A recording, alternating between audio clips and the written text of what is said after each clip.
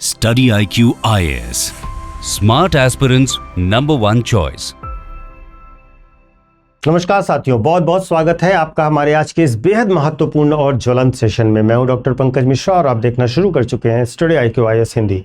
साथियों, जरा कल्पना कीजिए कि आप पिछले 15-20 सालों से पूरी निष्ठा के साथ स्कूल के बच्चों को कहरा सिखा रहे हैं, देश का भविष्य गढ़ रहे हैं। अचानक एक सुबह आपके पास सरकार का एक फरमान आता है और कहा जाता है कि साहब अपनी कुर्सी छोड़िए और यहाँ आने से पहले एक परीक्षा पास करके अपनी योग्यता साबित कीजिए। जी हाँ, चौंकिए मत, आज भारत के सबसे बड़े राज्य उत्तर प्रदेश के शिक्षा जगत में यही भूचाल आया हुआ है। एक तरफ सुप्रीम कोर्ट का एक ऐसा ऐतिहासिक फैसला है जिसने पूरे देश की शिक्षक पात्रता को लेकर नियमों की रीढ़ की हड्डी को हिला रखा है, टेट को लेकर के। और दूसरी तरफ उत्तर प्रदेश के 1,86,000 से अधिक शिक्षकों के सिर पर स्पेशल टेट की तलवार लटकती दिख रही है। तो दोस्तों, आज के सेशन में हम इस पूरी कहानी को समझेंगे और उसकी कड़ियों को समझेंगे कि किस प्रकार से सुप्रीम कोर्ट ने कौन सा वह वर्डिक्ट दिया है जिसने इस चिंगारी को हवा दी है, तमिलनाडु ने कौन सा मॉडल अपनाया है जिसकी चर्चा अब यूपी के आधिकारिक फाइलों में होने लगी है, और सबसे बड़ी बात हमारे यूपीएससी के जाबाज एस्पिरेंट्स के लिए जीएस पेपर 2 और एथिक्स के लिहाज से इसमें कौन सा बारूद छिपा हुआ है। तो आज के सेशन को बहुत ही इंफॉर्मेटिव मानते हुए देखिएगा, और जितने भी साथी चैनल पर नए हैं वे सभी चैनल को सब्सक्राइब कर लें, जिससे आपको सभी लोगों को अपडेट्स मिलते रहें, और इसे अपने सभी ग्रुप्स में शेयर भी कर दीजिए जिससे इसका डिटेल आपको लगातार मिलता रहे, हमारे वीडियोस अपडेट होते रहें। तो साथियों, सबसे पहले ग्राउंड रियलिटी की बात करते हैं। उत्तर प्रदेश के बेसिक शिक्षा विभाग और सोशल मीडिया के गलियारों में आज एक ही टर्म तैर रहा है, स्पेशल टेट, यानी कि विशेष शिक्षक पात्रता परीक्षा। अब आपके मन में सवाल आएगा कि जब ऑलरेडी लोग शिक्षक बने हुए हैं, सैलरी उठा रहे हैं, तो ये नया इम्तहान किस लिए लाया जा रहा है। तो रेखांकित कर लीजिए बच्चों, नोट कर लीजिए कि इसका सीधा कनेक्शन उन शिक्षकों से है जिनकी नियुक्ति 2011 में राइट टू इंफॉर्मेशन एक्ट और टीईटी नियमावली लागू होने से पहले हो चुकी थी। यानी वो दौर जब आपने बीएड या बीटीसी किया, मेरिट बनी और जो पुराना क्राइटेरिया और भी कुछ रहा हो, तो आप सीधे स्कूल में भर्ती हो गए। तब कोई ऑल इंडिया या स्टेट लेवल का एलिजिबिलिटी टेस्ट नहीं हुआ करता था। अब सरकार के सामने और व्यवस्था के सामने एक यक्ष प्रश्न खड़ा हो गया है कि यदि आज की तारीख में एक नया लड़का बिना टेट पास के प्राइमरी स्कूल का मास्टर नहीं बन सकता, तो जो पुराने शिक्षक बिना टेट के पढ़ा रहे हैं, क्या उनके ऊपर भी यह स्टैंडर्ड लागू होना चाहिए या नहीं होना चाहिए। और इसी बात को लेकर उत्तर प्रदेश के शिक्षक संगठनों की रात की नींद उड़ी हुई है। साथियों, अब चलते हैं जहां से इस पूरे मामले की शुरुआत होती है। इस पूरे मामले की स्क्रिप्ट लिखी गई इस देश की सबसे बड़ी अदालत में, यानी कि सुप्रीम कोर्ट में। यह मामला सीधे उत्तर प्रदेश से नहीं शुरू हुआ था, यह सुप्रीम कोर्ट के एक ऐतिहासिक फैसले से, जिसने पूरे देश में लागू करने का टेट के एग्जाम को रास्ता साफ कर दिया। कोर्ट के सामने केस क्या था? केस बहुत सीधा सा था कि क्या टेट कानून आने से पहले नियुक्त हुए शिक्षकों को इस परीक्षा से हमेशा के लिए छूट यानी इम्यूनिटी मिलनी चाहिए। यहां पर सुप्रीम कोर्ट ने जो टिप्पणी की है ना, उसे आपको अपने मेंस के आंसर राइटिंग में के लिए दिमाग में लॉक कर लेना चाहिए। कोर्ट ने जो कहा उसको ध्यान से सुनिएगा कि टेट यानी शिक्षक पात्रता परीक्षा महज नौकरी पाने का जरिया या भर्ती प्रक्रिया का छोटा सा हिस्सा नहीं है। इसका सीधा संबंध भारत के संविधान के अनुच्छेद 21A यानी कि राइट टू इंफॉर्मेशन से है। न्यायालय ने साफ किया कि बच्चों को सिर्फ स्कूल की चारदीवारी के अंदर बिठाकर शिक्षा का अधिकार नहीं दिया गया है, उन्हें केवल बैठकर पढ़ने के लिए शिक्षा का अधिकार नहीं है। बच्चों का असली अधिकार है क्वालिटी एजुकेशन, यानी गुणवत्तापूर्ण शिक्षा पाना, और क्वालिटी एजुकेशन तब तक नहीं दी जा सकती जब तक उसे देने वाले शिक्षक न्यूनतम पात्रता को नेशनल स्टैंडर्ड पर न परखवा लें। बस इसी स्टैंड पर और इस कोर्ट के इसी स्टैंड ने पूरी बहस को बदल दिया। अब यह लड़ाई कर्मचारी बनाम सरकार की रही ही नहीं, अब यह सीधे बच्चों के भविष्य बनाम पुराने सिस्टम की लड़ाई बन चुकी है। अब यहां पर मामला इंटरेस्टिंग हो जाता है। अब आप कहेंगे कि सर सुप्रीम कोर्ट ने तो कह दिया, तो क्या रातों रात इन 2.25 लाख शिक्षकों को बाहर का रास्ता दिखा दिया जाएगा? जवाब है बिल्कुल नहीं। यहीं पर एंट्री होती है हमारे देश के एक बेहद जागरूक राज्य की, जिसका नाम है तमिलनाडु।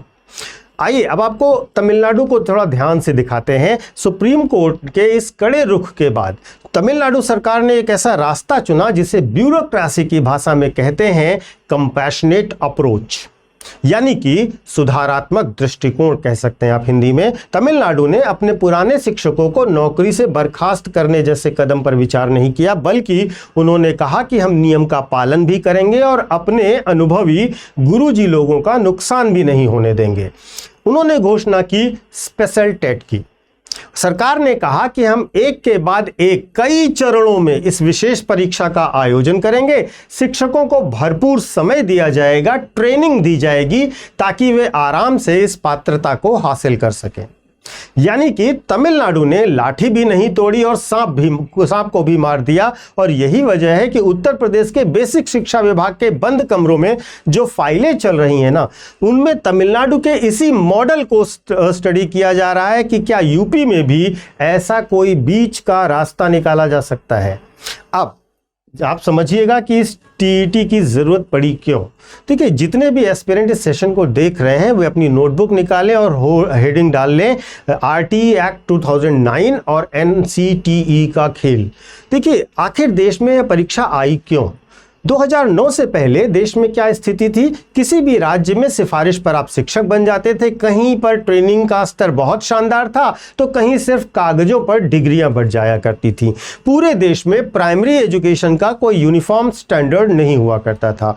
इस क्राइसिस को खत्म करने के लिए national council for teachers education NCTE ने एक कदम उठाया। उन्होंने कहा कि देश में किसी भी सरकारी या निजी स्कूल में अगर कोई व्यक्ति बच्चों को पढ़ाने जा रहा है तो उसके पास बेसिक एप्टीट्यूड होना ही चाहिए। और इसी बुनियादी क्षमता को मापने के स्केल के लिए एक एग्जाम रखा गया जिसका नाम रखा गया टीईटी, टीचर्स एलिजिबिलिटी टेस्ट। इसका मकसद किसी की नौकरी छीनना या रोजगार के मौके को कम करना नहीं था, बल्कि देश के सरकारी स्कूलों में पढ़ रहे इनफैक्ट गरीब से गरीब बच्चों को भी मिनिमम स्टैंडर्ड का शिक्षक उपलब्ध कराने के उद्देश्य से यह शुरू किया गया था।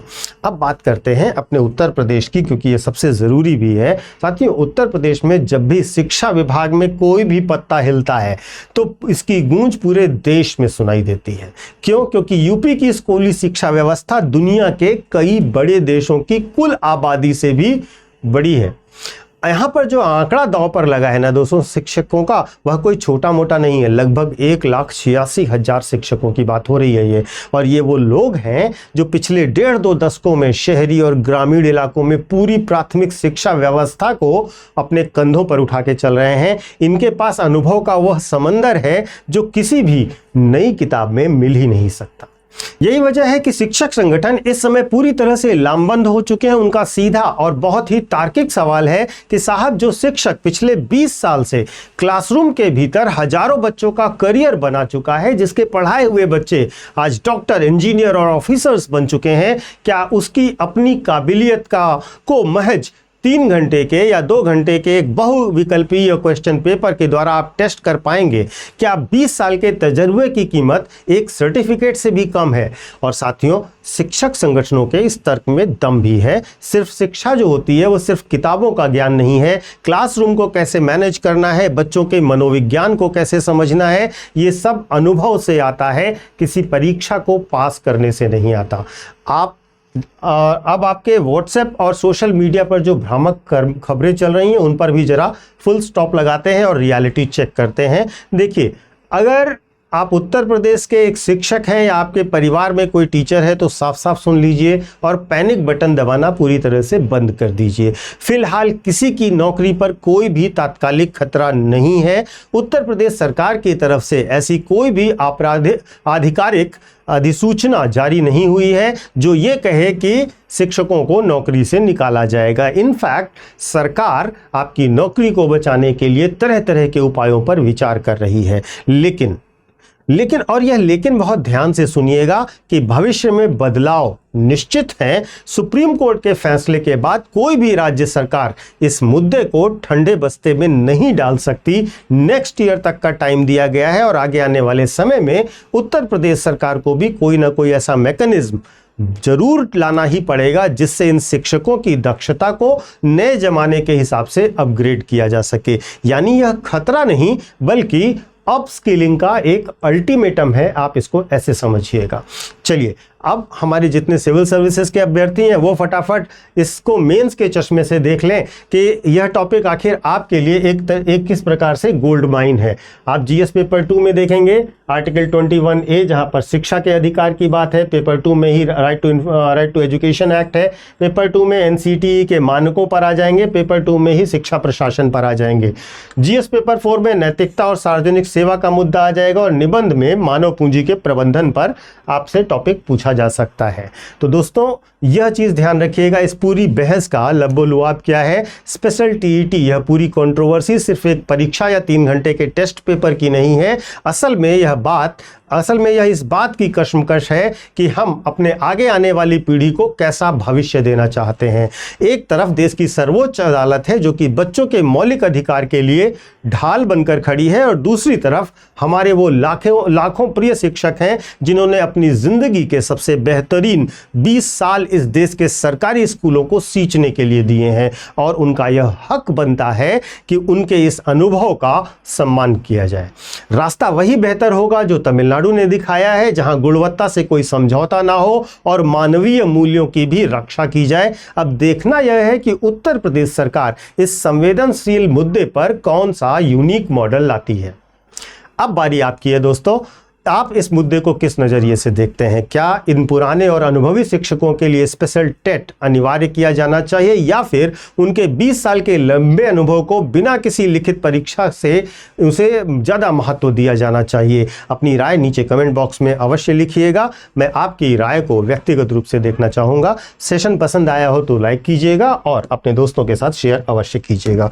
मैं आपको अपने सोशल मीडिया हैंडल्स बता देता हूँ। UPSC मेंटर पंकज सर के नाम से आप मुझे कनेक्ट कर सकते हो और टेलीग्राम पर। यहाँ पर आपको मेरे वीडियोस के लिंक मिल जाएंगे और इसके साथ साथ जो बच्चे UPSC की तैयारी करना चाहते हैं, अगर उनका लक्ष्य 2027, 28 या 29 है, वे हमारे नए बैचेस से जुड़ सकते हैं। हमारे नए बैचेस स्मार्ट मॉडल पर आधारित है और सबसे खास बात 18 जून तक हम एक विशेष ऑफर दे रहे हैं जिसके अंतर्गत आपको हमारे हर एक कोर्स पर 50% फीस का डिस्काउंट मिलेगा। कोर्स की डिटेल्स को आप डिस्क्रिप्शन बॉक्स में दिए गए लिंक पर जाकर या हमारे ऐप या वेबसाइट पर जाकर देख सकते हैं। अपनी भाषा का चयन कीजिए, हिंदी माध्यम, इंग्लिश माध्यम या बाइलिंगुअल बैचेस लेना चाहते हैं। हर तरह के बैच अवेलेबल हैं, ऑप्शनल के भी बैचेस अवेलेबल हैं। आप जिस भी बैच में एडमिशन लेना चाहते हैं, एडमिशन लेने से पहले ब्रोशर को ठीक से पढ़िएगा और यह कोड इस्तेमाल कीजिएगा, PK लाइक। इस कोड का इस्तेमाल करते ही आपको मैक्सिमम डिस्काउंट हमारे कोर्सेज पर मिलेगा ही मिलेगा। Thank you so much. जय हिंद।